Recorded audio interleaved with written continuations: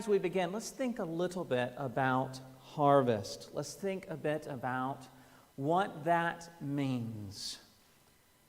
Now, it is altogether likely that I won't say anything that you may not have been able to decipher or think about for yourself this morning. But my hope and prayer is that it would be a reminder for us about the goodness of God and His provision for us, to be reminding us of the many blessings that we have in Him and how utterly dependent in a wonderful way that we are upon Him as Master and Lord and King. So, if you were at the away day yesterday, we had a very strong, quite Scottish voice leading us in our time together from the Word. You don't have that one this morning. And so, keeping that in mind, I had to go to the BBC, to their articles on country life, to get a little bit of a fuller explanation on what it means to live in this country and to look forward to harvest. Now, harvest has very similar attributes no matter what country that you are, because you're harvesting food and you're grateful for the food that sustains even during the cold winter months. But this is what BBC Country Life has to say about harvest in this country. They say the word harvest comes from the Old English word for autumn, aptly the season for gathering food of the land. It was a vital time of year when success was a genuine matter of life and death. A prosperous harvest ensured that a community would be fed throughout the potentially barren winter months. And so we give to those so that they will, in this season to come, have food, because how much have we been given? That's another lesson, though. But they continue on to say autumn is a season of midst and mellow fruitness, and it marks the end of the growing season. The harvest season is an important date on the British farming calendar, as annual crops are harvested for food and animal feed. These include barley and rapeseed, wheat and oat. Harvest is a potent picture, though, when we think about it in the Bible, because it so aptly brings our minds to the end of a long season, only to discover whether we will have what we need to survive, or will we perish in winter. And so it is a great reminder for us to consider our Savior this morning, to consider the blessings of God. Because a good harvest is a time to celebrate. It was not a time to close the door on the barn and go to bed because everything was in hand, but it was a time to celebrate because the barn was filled and because the doors were able to be closed. Secure was that provision. It wasn't something taken lightly, nor should it be in these times. It's a time to give thanks. But something to consider in these times is, who do we give the praise to? Who do we say thank you? Who is worthy of the praise? Many don't live in a way in which we can quite easily appreciate what a blessing it is to be able to have life and food and provision. Many of us enjoy it. Many of us run at the call for seconds. Some of us are quite quiet at the call for seconds. If you weren't there yesterday, you might not get that. But we do appreciate our seconds and our thirds. And so when we think about these things, we think about the fruit of the flower and what that has provided. Let me ask our children something. Hopefully they fall for my trap. So, children, how many of your parents receive grocery orders during the week? Anybody brave enough to raise your hands? Have you seen groceries come into your home? Sometimes by your car, sometimes by the cars of others. Where do the groceries in your refrigerator, or in Swithin's words, how do you say it, Swithin? Refrigerator. Where do the groceries in your refrigerator come from? Does anybody say, Rowan, where do yours come from? Sainsbury's. You two are disqualified because yours come from the same place. Anybody else's come from somewhere different? Does your mom and dad go to a store that starts with a T? Tesco's. Yes. Well, what's interesting about Tesco's and Sainsbury's is I don't see them often printed on the petals of flowers. They're not tattooed on the leaves saying these belong to Tesco and these belong to Sainsbury's. Actually, I've never seen that at all. Because we quite often think that food is somehow miraculously invented in the back behind those big silver sliding doors at our local supermarket. But actually, food is grown, not made, as we all know. And so, God actually gives us a hint at the understanding of His rule even in all of creation, down to the blooming and the growing of fruit. Because He says that God gives even the petals on the flowers. He says He arrays them with garments of kings. He says even the glory of Solomon's robes could not rival the way He has dressed them. He reminds us of His gracious provision. When we say thank you for the harvest, how do we give thanks? Can we thank one another? Can we thank those who are farmers who have toiled by the sweat of their brow to bring forth the fruit of the land? No.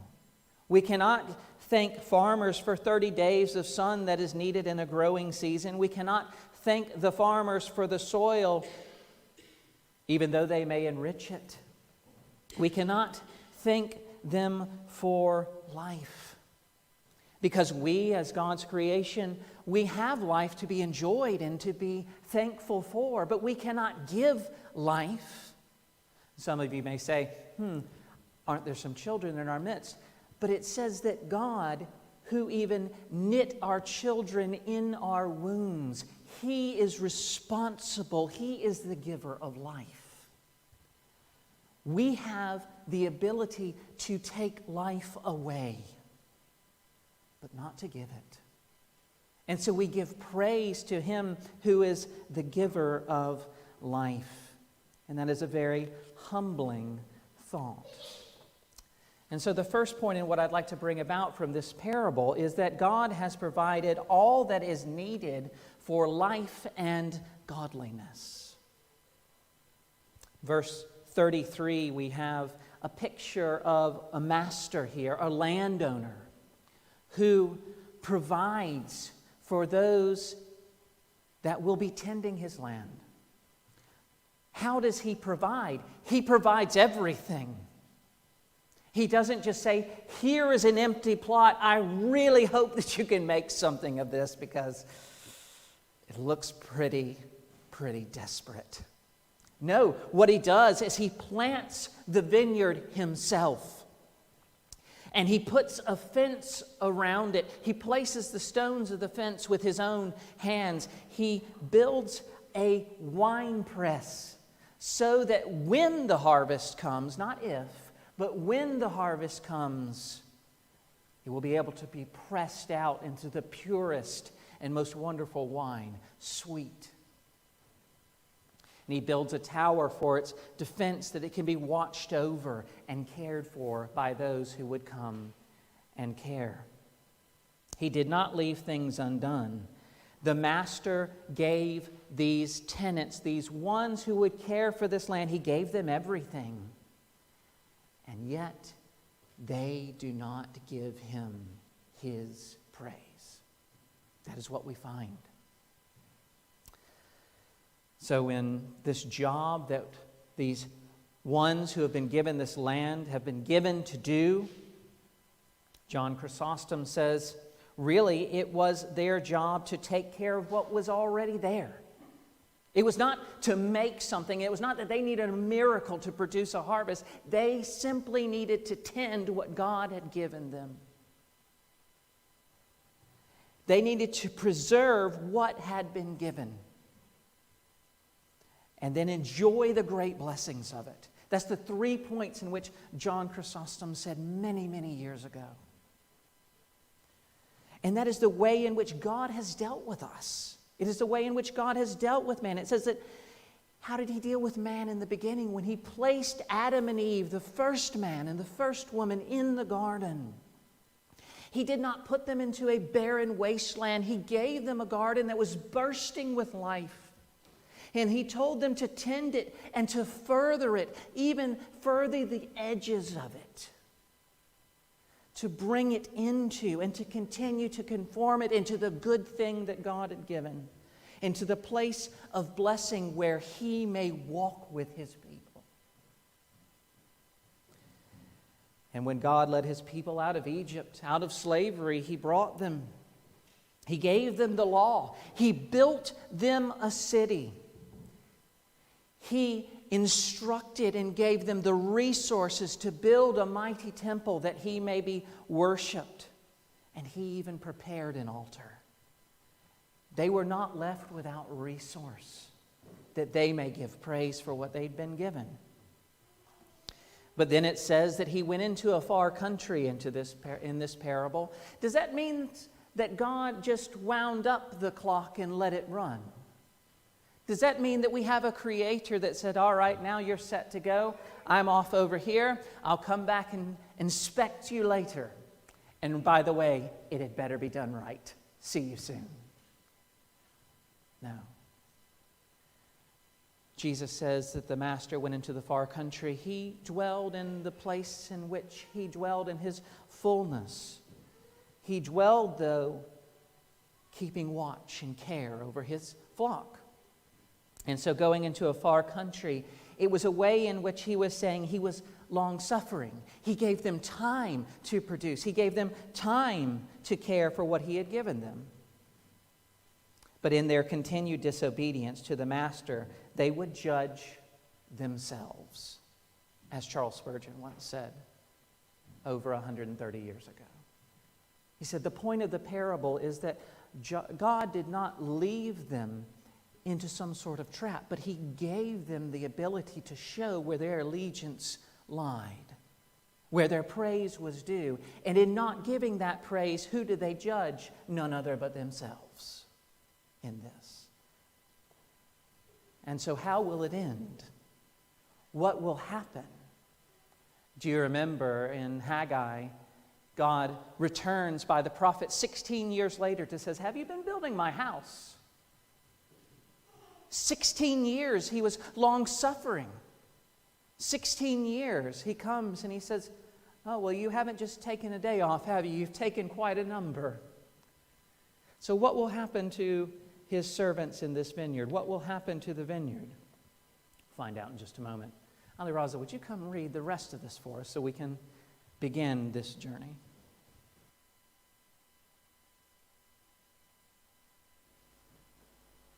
Hear another parable. There was a master of a house who planted a vineyard and put a fence round it and dug a winepress in it and built a tower and leased it to tenants and went into another country. When the season for fruit drew near, he sent his servants to the tenants to get his fruit. And the tenants took his servants and beat one, killed another, and stoned another. Again, he sent other servants, more than at first, and they did the same to them. Finally, he sent his son to them, saying, they will respect my son. But when the tenants saw the son, they said to themselves, this is the heir. "Come, let us kill him and have his inheritance." And they took him and threw him out of the vineyard and killed him. When therefore the owner of the vineyard comes, what will he do to these tenants? They said to him, "He will put those wretches to a miserable death and let out the vineyard to other tenants who will give him the fruits in their seasons." Jesus said to them, "Have you never read in the scriptures, 'The stone that the builders rejected has become the cornerstone'? This was the Lord's doing, and it is marvelous in our eyes. Therefore I tell you, the kingdom of God will be taken away from you and given to a people producing its fruits. And the one who falls on this stone will be broken to pieces, and when it falls on anyone, it will crush him." When the chief priests and the Pharisees heard his parables, they perceived that he was speaking about them. And although they were seeking to arrest him, they feared the crowds because they held him to be a prophet.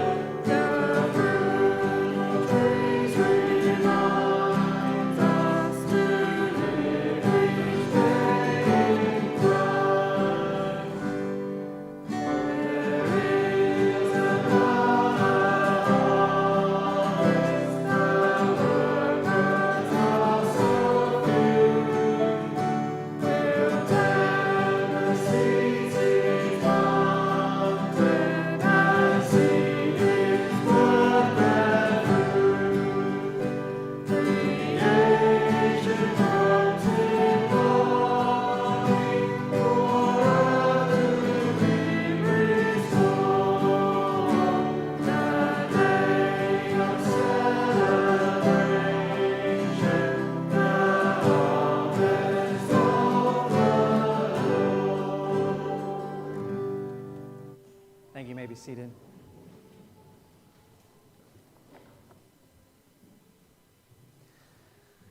So I appreciate my young theologians who helped me with our local shops for produce. I did not mean to intend, or didn't intend to say that they did not know where fruit and veg actually come from, but I appreciate their willingness to help. And I'm going to need your help again in just a few minutes. So please continue to pay attention.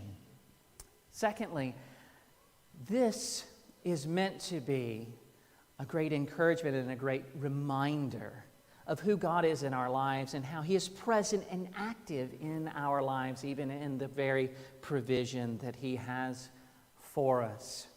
But as we were singing that particular hymn, I looked and I saw these words and I sang them, but I questioned in my heart, do I live them? Because they say the fruitful trees remind us to live each day in Christ.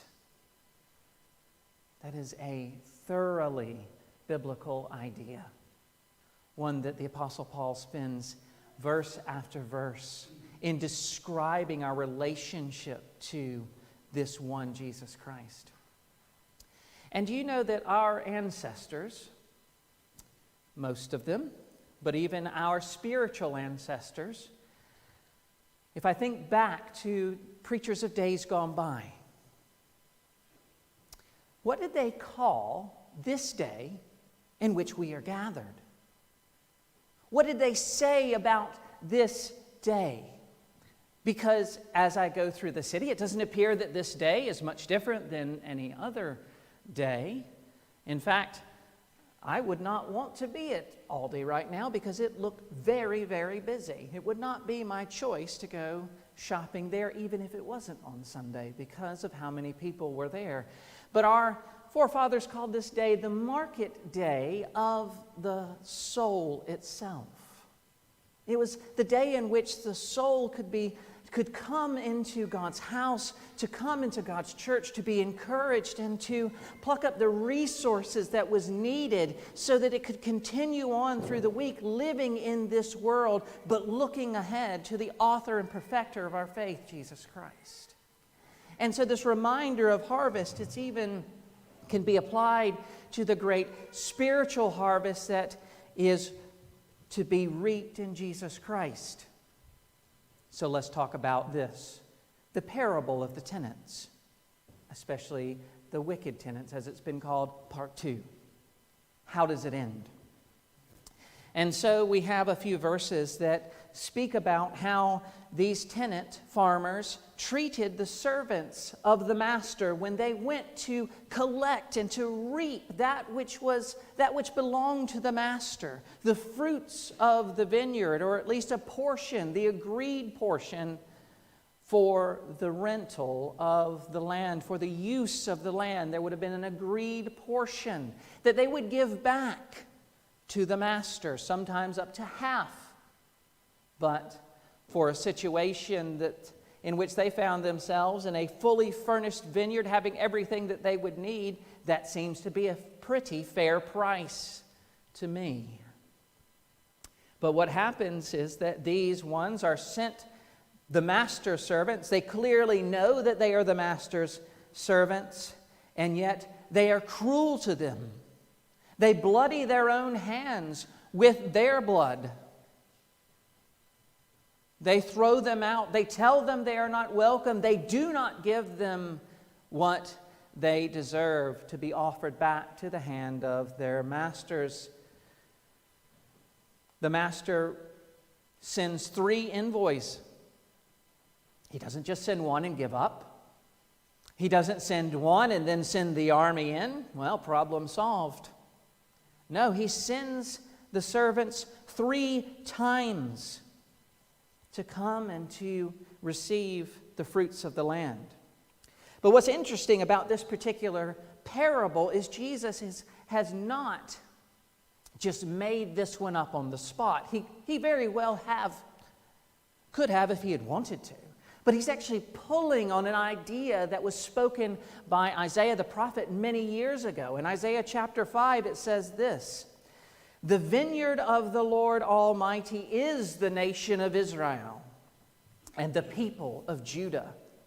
He says, what is being cultivated in the Lord's vineyard? It is his people. That is the picture that is being given here. This vineyard is being cultivated into a great people. And so he has given those who would tend this great people so that they would grow and flourish into the mighty people that God would have them to be. And so there was a great responsibility for those who were tending this vineyard. Why? Because the vines are the ones that God, the master, delights in. That's what Isaiah says. They are his delight. Don't mess with his delight. And he says, and he looked for justice, but what he saw was bloodshed. That's what Isaiah says about Israel. He looked for righteousness, but what he heard were cries of distress. These words had already been foretold. This parable had already come to pass. The parable is against those who would be tending God's vineyard. How many servants did God send to warn, to call them back? And I'm speaking not of just these tenants in the vineyard, but how many servants did God send to his people saying, you're not in the right place. You're not tending my vineyard. You've run the other direction. Come back. Come back. How many had he sent? Let me just name a few, because I think sometimes we miss the picture. I was having a great conversation yesterday of just how, if we can place some of these prophets in the proper time periods, it is so helpful for us to understand how God has worked in ages past. Do you know who he sent to his people in different ages? Let me name them for you, because this will show how many God had sent to warn, to tell his people to come back. During the Assyrian Empire, he sent Jonah, Joel, Amos, Hosea, Isaiah, Micah, Zephaniah, Nahum. It's quite a number. But it doesn't end there. In the Babylonian time period, do you know who he sent? He sent Jeremiah, Habakkuk, Ezekiel, Obadiah, Daniel. There's a few books that you might recognize. This is just during one time period of an empire that would not last. During the Persian Empire, he sent Haggai, he sent Zechariah, and he sent Malachi. And at the coming of his son, he sent one there was none greater born among men, John, called John the Baptist, to herald the coming of his son. And yet, this parable is still being spoken to those men and women that had received these prophets for years upon years. They're still being heard. This parable is being spoken to them, saying, this is actually about you. But the one who is speaking it is the Son. He is the Son. But did they listen? The answer, I think you can obviously infer from what's been said, they did not listen. In fact, Hosea, speaking for the group, I will pull this particular passage out. He says this about how the people responded to their warnings, to when they said, come back to the Lord before it's too late. He said, the days of punishment have come. The days of recompense have come. Israel shall know it. The prophet is a fool, he means to them who are listening. The man of the Spirit, he means the Spirit of God, is mad. That is what they said about the prophets, that they are madmen, that they are fools.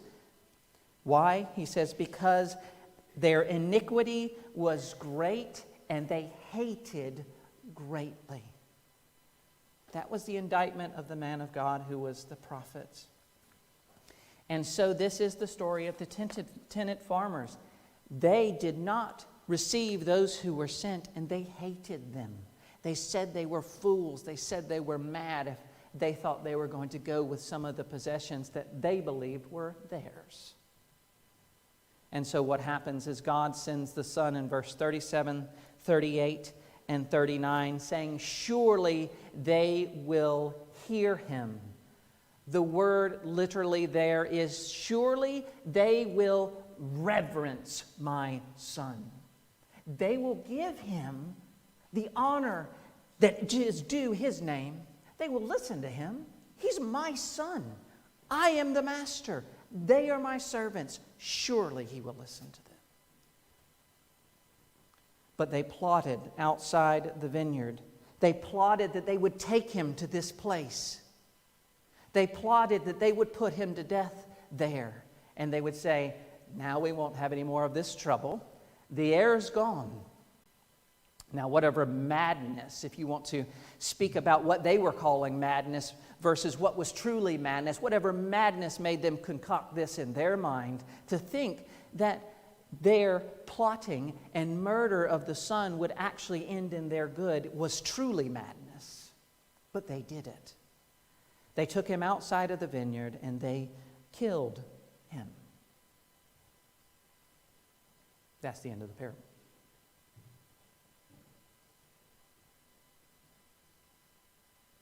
I'm getting a few looks of disbelief. That was what I was hoping for. Wonderful. It is the end of the parable, but is it the end of the story?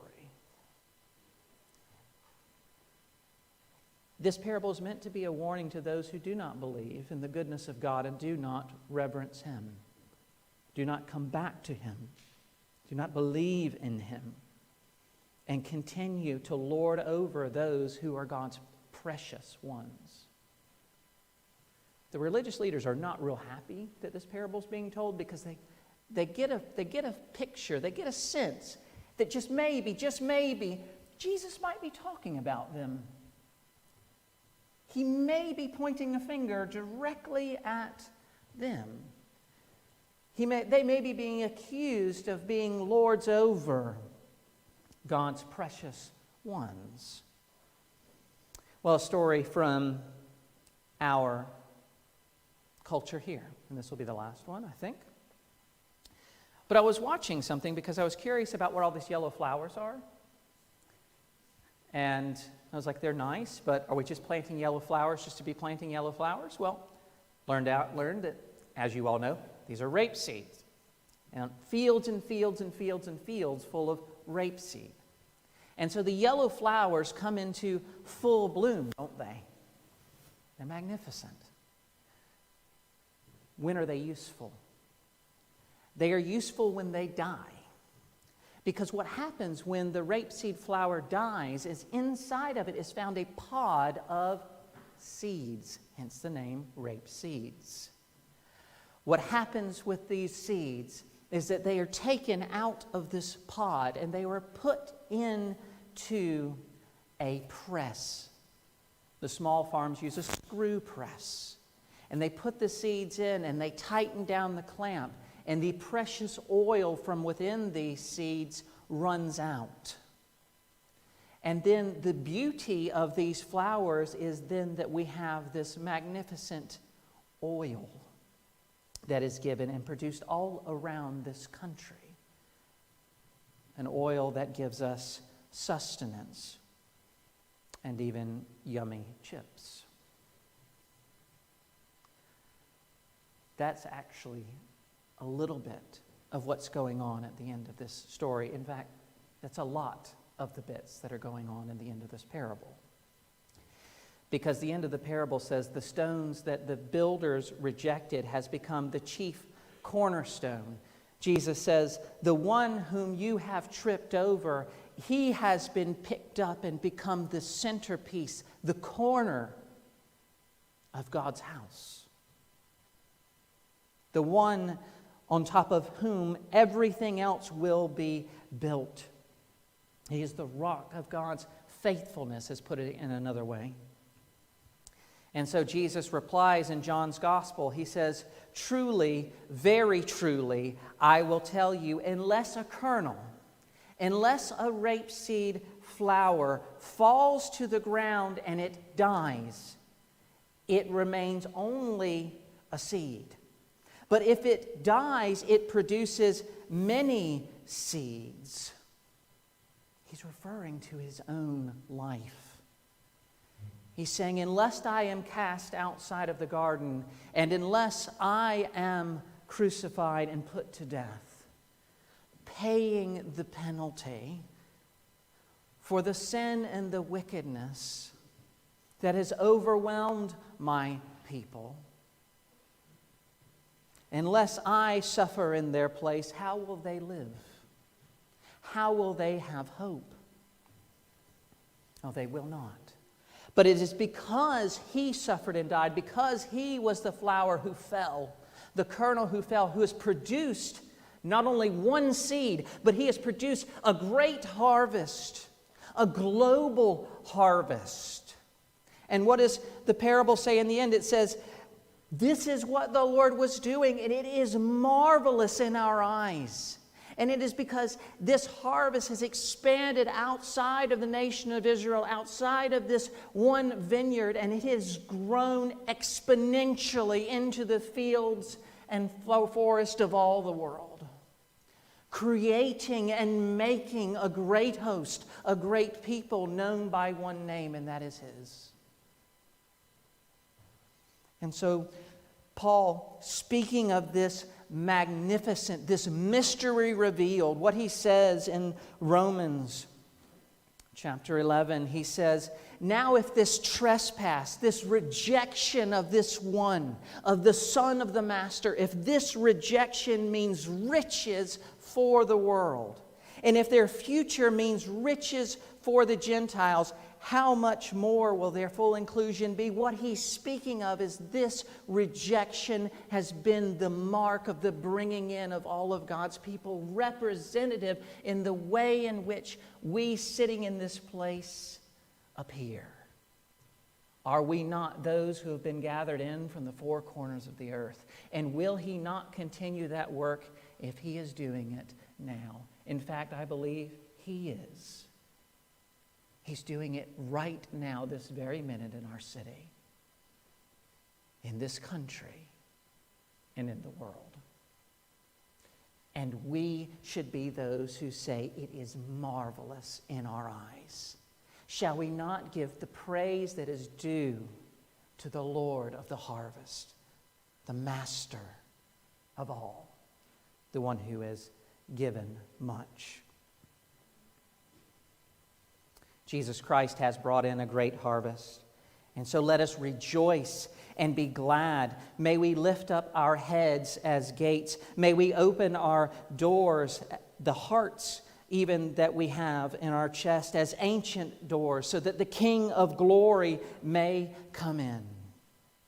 And one warning: do not stumble over Him, because if you stumble, you shall not rise. That's what the end of the parable says. Do not stumble over Him, but serve Him as King, and worship Him as Lord, and love Him as friend. And in His presence you will always be. This is a bit of a harvest message. Very serious, but also marvelous in our eyes.